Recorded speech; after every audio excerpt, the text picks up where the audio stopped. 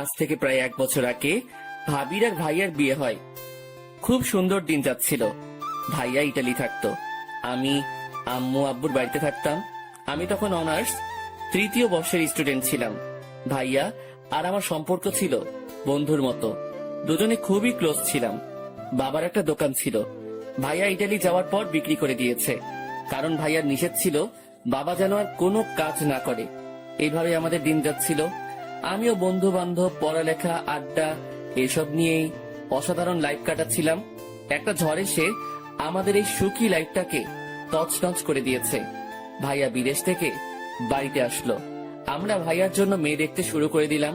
যদিও ভাইয়া বিয়ের জন্য রেডি ছিল না, তবুও আব্বু আম্মুর জোড়াজড়িতে রাজি হয়ে গেল। অনেকগুলো মেয়ে দেখার পর একটা মেয়েকে ভাইয়ার জন্য আমরা পছন্দ করি। মেয়েটা দেখতে অসাধারণ, প্রথম দেখায় যে কারো পছন্দ হয়ে যাবে। ভাইয়ার ক্ষেত্রেও ব্যতিক্রম কিছু হয়নি। ভাইয়াও মেয়েটাকে পছন্দ করে ফেললো। মেয়েটা আমার সাথেই পড়তো, অর্থাৎ অনার্স 3য় বর্ষে। শুধু ক্যাম্পাসটা ভিন্ন ছিল। নাম হচ্ছে অবন্তী। দুই ফ্যামিলির সম্মতিতে মহা ধুমধামে ভাইয়ার বিয়েটা হয়ে গেল। ভাইয়া আর ভাবির আন্ডারস্ট্যান্ডিংটা ছিল অসাধারণ। দুজন দুজনকে অল্প দিনেই অনেক ভালোবেসে ফেললো, সেটা ওনার হাবভাব দেখলেই বোঝা যায়। বিয়ের পরে ভাইয়া ভাবিকে নিয়ে অনেক ঘোরাফেরা করলো। আমিও ভাবির সাথে অনেক মশকরা করতাম। ভাবি সব ক্লোজ ভাবে নিত। ভাবিও অল্প দিনে আব্বু আম্মুর মন জয় করে নিল। আম্মু নিজের হাতে ভাবির মাথায় তেল দিয়ে দেয়, রান্না শিখায়। আব্বু আর আম্মু ভাবিকে কখনো ছেলের বউ হিসেবে দেখেনি, নিজের মেয়ের মতোই দেখেছে। ভাবির আব্বু আম্মুকে নিজের বাবা মায়ের মতোই সেবা যত্ন করত, সবকিছুতে হেল্প করত।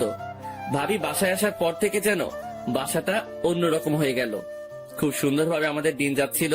বিয়ের 2 মাস পরে ভাইয়ার ছুটি শেষ, তাই আবারও ইটালি চলে যেতে হবে। যদিও ভাইয়ার যাওয়ার মতো মন মানসিকতা ছিল না, কারণ নতুন বিয়ে করেছে, আরো কিছুদিন থাকার ইচ্ছা ছিল। বাট নিজের ক্যারিয়ার, ফ্যামিলির কথা চিন্তা করে ভাইয়া ইটালি চলে গেল। ভাইয়া চলে যাওয়ার পর প্রতিদিনই আমাদের সবার সাথে কথা হতো। আমি এটা ওটা বলে ভাইয়াকে খেপাতাম। এভাবে কিছুদিন চলে যায়। একদিন আমি কলেজ থেকে বাসায় আসছি, এমন সময় একটা বিদেশি নাম্বার থেকে কল আসে। আমি ভেবেছিলাম ভাইয়া কল দিয়েছে, কিন্তু না। আমি কলটা রিসিভ করলাম। হ্যালো ভাইয়া, কেমন আছিস? কিন্তু ওপাশ থেকে অন্য একটা লোক বলল, আমি আপনার ভাই না। আপনার নাম কি পারভেজ? আমি পারভেজ। বাট আপনি কে? আমাকে কিভাবে চিনেন? আমি তোমার ভাইয়ের বন্ধু, একসাথে কাজ করি। আমার নাম হচ্ছে রহিম। ও আচ্ছা, তো ভাইয়া কেমন আছে? কি ব্যাপার, চুপ করে আছেন কেন? ভাইয়া কেমন আছে? তোমার ভাই? আমার ভাই কি কি হয়েছে ভাইয়ার? তোমার ভাই আর বেঁচে নেই। কথাটা শোনার সাথে সাথেই আমার পায়ের নিচ থেকে মাটি সরে যেতে লাগলো। আমি নিজেকে সামলাতে না পেরে মাটিতে বসে পড়ি। চোখ দুটো ঝাপসা হয়ে আসলো।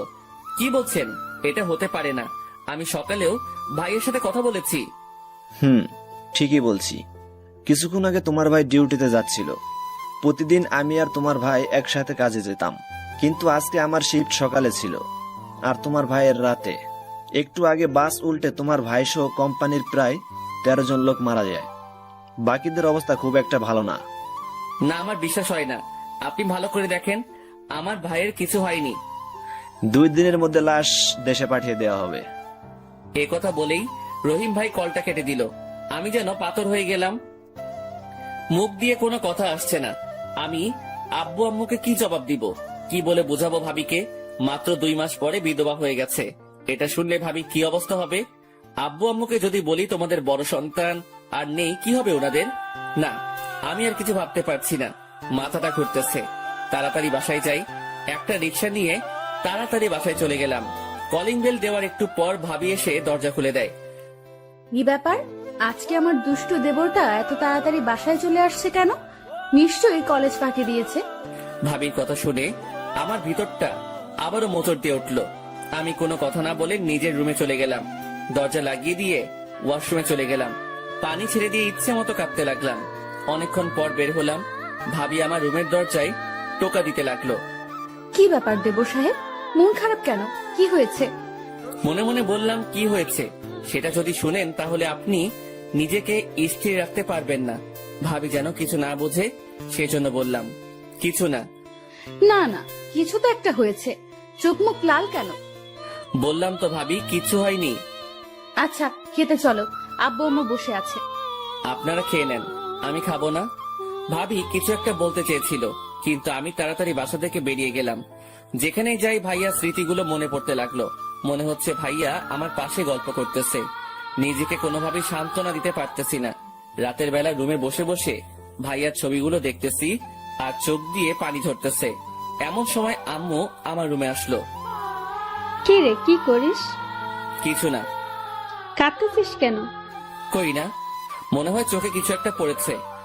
মিথ্যা বলবি না। তোর হাতে কার ছবি? আম্মু ছবিগুলো আমার হাত থেকে নিয়ে দেখে আমার আর ভাইয়ার ছবি, তারপর বলে, ভাইয়ের কথা মনে করে কাঁদতেছিস? আমি আর নিজেকে কন্ট্রোল করতে না পেরে আম্মুকে জড়িয়ে ধরে কাঁদতে শুরু করলাম। এই হঠাৎ করে তোর কি হলো?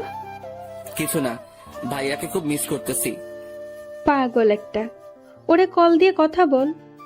ও আচ্ছা, ভালো কথা। সকাল থেকে তোর ভাই কল দেয়নি। অবন্তী নাকি কল দিয়েছিল, বারবার মোবাইল অফ পাচ্ছে। তুই একটু দেখ তো। আমি হ্যাঁ সূচক মাথা নাড়ালাম। তারপর আম্মু রুম থেকে চলে গেল। আমি আবারও ছবিগুলো দেখতে লাগলাম। এভাবে 2 দিন চলে গেল। আম্মু আব্বু ভাবি সবাই অনেক টেনশন করতেছে। ভাইয়ার কোনো খবর নাই। আমি জেনেও ওনাদের কিছু বলতে পারছি না। পরের দিন একটা অচেনা নাম্বার থেকে কল আসে। হ্যালো। আপনার নাম কি পারভেজ? জি, আপনি কে? আমি কাস্টম থেকে বলছি। আপনার ভাইয়ের লাশ এসেছে, এসে নিয়ে যান। আমি আর কোনো কিছু না বলে দৌড় দিলাম। একটা গাড়ি নিয়ে তাড়াতাড়ি এয়ারপোর্টে গেলাম। দেখলাম অনেকগুলো লাশ একসাথে শুয়াই রাখছে। দেখে এই ভিতরটা কেঁদে উঠলো। তারপর কয়েকজন পুলিশ লাশগুলোকে পোস্টমর্টেম করার জন্য লাশবাহী গাড়িতে উঠিয়ে হাসপাতালে নিয়ে গেল। অনেক রিকোয়েস্ট করার পরও ওরা আমাদের কারো কথা শুনলো না। পুলিশের পিছে পিছে হাসপাতালে গেলাম। অনেকক্ষণ ধরে হাসপাতালে বসে আছি। চারপাশে অন্যান্য লোকগুলো কেঁদেই যাচ্ছে। আমারও চোখ দিয়ে পানি ঝরতেছে। এখনো বিশ্বাস হচ্ছে না যে আমার ভাই আর বেঁচে নেই। তারপর প্রত্যেকটা লাশ তাদের আত্মীয়দের নিকট দিয়ে দেওয়া হচ্ছে। আমি ভাইয়ার লাশের পাশে দাঁড়িয়ে রইলাম। ভাইয়ার চেহারার দিকে তাকিয়ে আছি। দেখে মনে হচ্ছে আমার ভাইটা এখনো হাসতেছে। কিছুই হয়নি। কি সুন্দর ঘুমাচ্ছে আমার ভাই। আমি ভাইয়ার দিকে তাকিয়ে কাঁদতেছি। এমন সময় কেউ একজন কাঁধের উপর হাত দেয়। ঝাপসা চোখে তাকিয়ে দেখি একজন ডাক্তার। লাশ বেশিক্ষণ উপরে রাখা ঠিক হবে না। মেডিসিন দেওয়া ওনাদের শরীরে। যত তাড়াতাড়ি সম্ভব দাফনের ব্যবস্থা করেন। আমি আর কিছু বললাম না। হাসপাতাল থেকে একটা অ্যাম্বুলেন্স নিয়ে ভাইয়ার লাশটা উঠালাম। গাড়ি তার আপন মনে চলতেছে। আমি আব্বু আম্মু আর ভাবিকে কি জবাব দিব? তারপর অ্যাম্বুলেন্স আমাদের বাসার সামনে গিয়ে দাঁড়ালো। অ্যাম্বুলেন্সের আওয়াজ শুনে আব্বু আম্মু ভাবি সহ আশেপাশের সবাই বাইরে আসলো। কিরে, অ্যাম্বুলেন্স কেন? আর এটা কার লাশ? আমাকে নামতে দেখে সবাই একটু অবাক হলো। আমি অ্যাম্বুলেন্সের পেছনে দরজাটা খুলে ভাইয়ার লাশটা বের করলাম। আম্মু আব্বু ভাবি সবাই এগিয়ে আসলো। আমি আর কোনো কথা না বলে ভাইয়ার মুখের উপরে থাকা সাদা কাপড়টা সরিয়ে দিলাম। ভাইয়াকে দেখে আম্মু একটা চিৎকার দিয়ে অজ্ঞান হয়ে যায়। বাবা এসে জড়িয়ে ধরে। ভাবি ঠাস করে বসে যায়। অঝোর ধারায় সবাই কান্না করতে থাকে। এরপর ভাইয়ার কাফন দাফন শেষ হয়। আমি আর বাবা অনেক সময় ভাইয়ার কবরের পাশে দাঁড়িয়েছিলাম। বাবা বাসায় আসতে চাইনি। একসময় আমি জোর করে বাসায় নিয়ে আসি। বাসায় আসার পর ভাবি আর আম্মু আমাকে জড়িয়ে ধরে অনেক কান্না করে। আমিও নিষেধ করিনি। আমি স্ট্রং ছিলাম, কারণ আমিও যদি ভেঙে পড়ি ফ্যামিলির কেউই হয়তো ভালো থাকবে না। সেদিন থেকে আমাদের পরিবারের বুকের হাসিটা উড়ে গেল। ভাবি একদম স্তব্ধ হয়ে যায়। ভাইয়া মারা যাওয়ার পর ফ্যামিলিতে ক্রাইসিস শুরু হয়। কারণ আগে ভাইয়ার টাকা দিয়ে সব খরচ হতো। আব্বুর দোকানটাও বিক্রি করে দিছে। আর আব্বুর এখন যে অবস্থা, তার দ্বারা কোনো কাজ করা পসিবল না। বাধ্য হয়ে আমি নেমে গেলাম জীবন যুদ্ধে। অনার্সটা শেষ না করার কারণে ভালো কোনো চাকরি পাইনি। একটা প্রাইভেট কোম্পানিতে চাকরি নেই। আমার কাজ হচ্ছে বাজারের প্রত্যেকটা দোকানে গিয়ে কার কি মাল লাগবে সেটা লিখে এনে মালগুলো আবার পৌঁছে দেওয়া, যাকে বলা হয় স্যার। ভাইয়ার কথা খুব মনে পড়তো। কত কষ্ট করে ভাইয়ার টাকা ইনকাম করতো, এখন হাড়ে হাড়ে টের পাচ্ছি। বেতন ছিল কম, মাত্র 8,000 টাকা, যেটা দিয়ে ফ্যামিলি কোনো মতো চললেও আব্বু আম্মুর মেডিসিন কেনা প্রায় অসম্ভব।